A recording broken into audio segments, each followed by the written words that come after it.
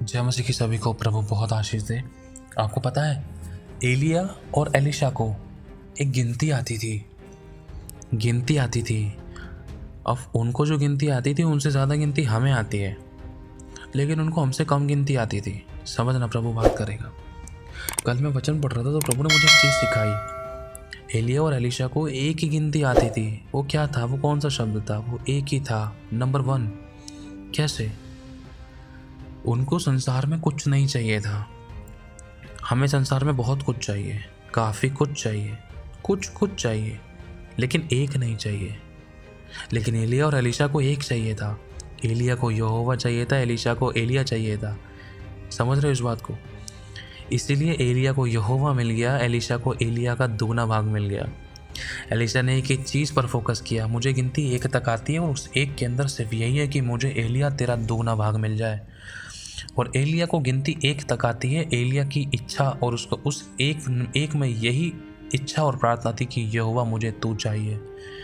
इसलिए यहोवा ने सुना, तुम्हें गिनती एक तक आती है और एक तक ही रहने दूँ, ये तो बहुत भला रहेगा। चलो इतने में एक काम करता हूँ, मैं अपने दूतों को भेज कर तुझे उठा लेता हूँ। और रह जाता है एलिशा। एलिशा को तू चाहिए, अब तेरा दुगना भाग चाहिए, वो तू जाने। अब एलिशा ने बोला, तू मुझे उठा ले जाने तक देखेगा तो तुझे तेरी भी एक गिनती पूरी हो जाएगी।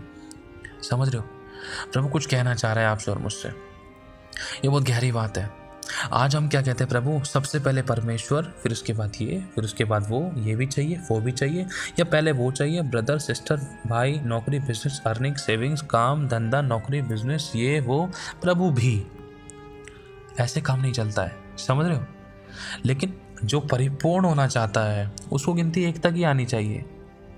जिसको एक तक गिनती आती है ना, प्रभु को ऐसे लोग चाहिए जिसकी मन की कुर्सी पर एक ही चीज़ है, एक ही व्यक्ति है, एक ही जन है, एक ही चुनाव है, एक ही इच्छा है, वो भी सिर्फ प्रभु। तो भरेगा, परिपूर्ण होगा। जो भी इसकी ज़रूरत होगी ना, वो सब पीछे पीछे आएगा। जैसे एलिया को यहोवा चाहिए था, एलिया को भूख लगी, वो रोटी नहीं चाहिए थी, एलिया को यहोवा चाहिए था। तो यहोवा ने कौवों को भेजकर उसकी रोटी का इंतज़ाम कर दिया। समझ रहे हो? मुझे चाहिए बाप। बाप को पता है कि मेरी चप्पल टूटी हुई है, बाप को पता है कि मेरे कपड़े फटे हुए हैं, ये इंतज़ाम बाप करेगा। बाप की चिंता है। यही चीज़, यही रिश्ता था। ये रिश्ता था एक एलिया का यहोवा के साथ, कि मुझे यहोवा चाहिए, मुझे यहोवा तू चाहिए। अब वो तेरे हाथ में है कि मेरी क्या ज़रूरत है। मेरे को तो बोलने की भी ज़रूरत नहीं है। कौवे आकर खिलाते थे उसको। कौवों का स्वभाव क्या है? छीनना, दूसरों को मार के खा जाना, पशु पक्षी जीव जंतु को यूं ही छीन छीन के खा जाना, मार के खा जाना। सोचो, क्या कौवा रोटी लाकर एलिया को खिला सकता है? क्या एलिया ने फ़ोन पर बात करी थी क्या कौवा से? क्या कौवे की बात एलिया या एलिया की बात कौवा समझ सकता है? नहीं। लेकिन एलिया की ज़िंदगी में एक गिनती थी, वो पहले नंबर पे वो एक ही था। वो कौन था? वो यहोवा था। यहोवा ने कौवों से बात की, नामुमकिन को मुमकिन किया, और यहोवा ने कौवों को आज्ञा दी कि इसको मीट रोटी खिलाओ और खाना बढ़िया से उसके पास लेकर आओ। समझ रहे हो? कुछ कहना चाह रहा है प्रभु। हम अपनी ज़िंदगी में बहुत सारी कठिनाइयों, परिस्थिति को, तकलीफ़ों को, समस्या को, दुर्घटनाओं को, ये गड़बड़ियों को इसलिए देखते हैं क्योंकि हमारी मन की कुर्सी पर बहुत कुछ हमने चुनाव कर रखा है। हमें बहुत सारी गिनती आती है। हम सोचते हैं ये भी, इसको भी ले लूँ, इसको भी साथ ले लूँ, ये भी काम कर लूँ, वो भी काम कर लूँ, ये भी हो जाए, वो भी अच्छी। तो 36 बातें हम लेकर चलते हैं। प्रभु ये भी हो जाए, बिजनेस भी करता रहूँ, ये भी होता रहे, ये भी होता रहे, वो भी होता रहे। बहुत सारी चीज़ों को लेकर सोचते हैं। लेकिन प्रभु कहता है, तू एक काम कर, एक कुर्सी पर तू 10 जनों को जो तू बैठा रहा है ना, तो कुर्सी टूटनी ही है। अगर तू एक कुर्सी पर एक ही व्यक्ति को बिठाएगा, अगर तूने मुझे रखा ना, तो ये सब चीज़ें तेरे पास यूं ही आएंगी। क्योंकि लिखा है, परमेश्वर के राज्य की खोज करो, खुदा को खोजो, तो ये सब वस्तु तुम्हें यूं ही मिल जाएंगी। तुझे ये वस्तु को खोज कर उनको कुर्सी पर रखने की जरूरत नहीं पड़ेगी। कुर्सी क्या? तेरा मन। अपने मन की कुर्सी पर तो मुझे रखेगा ना, ये तेरे पीछे आएंगी चीज़ें। इसीलिए गिनती तुझे एक तक रखनी है। कोशिश कर। हो सकता है कि तुझे 2 तक आ गई हो। दूसरे नंबर पे कौन है? गर्लफ्रेंड है क्या? बॉयफ्रेंड है क्या? या कोई और है? या कोई नौकरी, बिजनेस है, या कुछ और चीज़ है? प्रभु आज आपको और मुझसे बात करता है। वो दूसरे नंबर पे कौन है? प्रभु कहता है, एक तक गिनती आनी चाहिए तुझे। पहले मैं ही रहने पाऊँ, पहला स्थान मेरा। बाकी उसके बाद जो भी तेरे लिए बेस्ट है वो सब मैं तेरे लिए प्रोवाइड करूँगा। मैं यहोवा यीरे बनकर काम करूँगा। अब्राहम ने एक अब्राहम को भी एक तक गिनती आती थी। अब्राहम ने बोला प्रभु तू ही है, तू ही चाहिए। तो अब यहोवा ने उसको एक वंश दिया। अब्राहम ने बोला अभी भी देखता हूँ कि तेरे मन की कुर्सी पर कहीं दूसरा नंबर तो नहीं आ गया, तेरा बेटा तो नहीं आ गया, तुझे 75 80 90 100 साल बाद जो भी है, कई लंबे सालों बाद तुझे बेटा मिला, कहीं तेरे मन की गिनती पर, तेरे मन की कुर्सी पर एक संख्या और तो नहीं बढ़ गई। पहले नंबर पे मैं यहोवा, दूसरे नंबर पे तेरा बेटा, आ तो नहीं गई तेरी गिनती में, चेक करो ज़रा।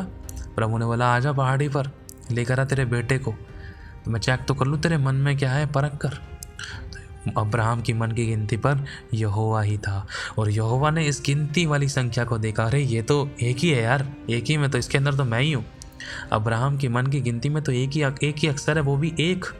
दूसरा इसका बेटा तो आया ही नहीं है, इसने तो बेटा होने के बाद भी मुझे ही रखा है पहले नंबर पे, दूसरे नंबर पे तो कोई है ही नहीं, ना इसकी पत्नी ना इसका बच्चा, कुछ नहीं रखा इसने, सिर्फ एक ही तक गिनती आती है, उसमें भी मैं ही हूँ। तो यहोवा ने कहा जा तेरे वंश को बालू के किनकों के समान कर दूंगा, रेत के किनकों के समान कर दूंगा, आकाश के तारों के समान कर दूंगा जिनको तू गिन नहीं सकता। ये सब चीज़ें उसके पीछे आने लगी, ब्लेसिंग्स, उसका नाम हो गया। आज भी कहा जाता है कि मैं अब्राहम का परमेश्वर हूँ। कैसे? एक तक गिनती आती थी। आज प्रभु आपसे और मुझसे चाहता है हमारी मन की कुर्सी पर सिर्फ यीशु बैठे और कोई नहीं, कोई अभिलाषा नहीं, कोई बुरी बात नहीं, कोई बुरी हैबिट्स नहीं, कोई बुरे काम विचार व्यवहार नहीं। अगर है तो आज आपको और मुझे हटाने की ज़रूरत है। हमें शत्रु से प्रेम करना है, क्षमा करना है, दया करना है, अनुग्रह करना है, लड़ाई दंगा नहीं करना है, किसी से विरोध नहीं करना है, ये नहीं बोलना है नहीं मैं तेरे को रोटी नहीं दूंगी, मैं पहले प्रार्थना करूंगी। ये तरीका गलत है, समझना। बुद्धि और आत्मा दोनों से काम लेना है। अगर हम किसी मनुष्य को अगर हम देखते हैं, यदि हम उससे प्रेम नहीं कर रहे तो कि जिस परमेश्वर को देखा नहीं तो उससे कैसे प्रेम कर सकेंगे?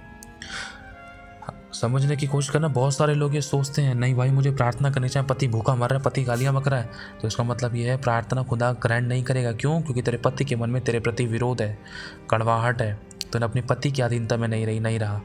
समझ रहे हो?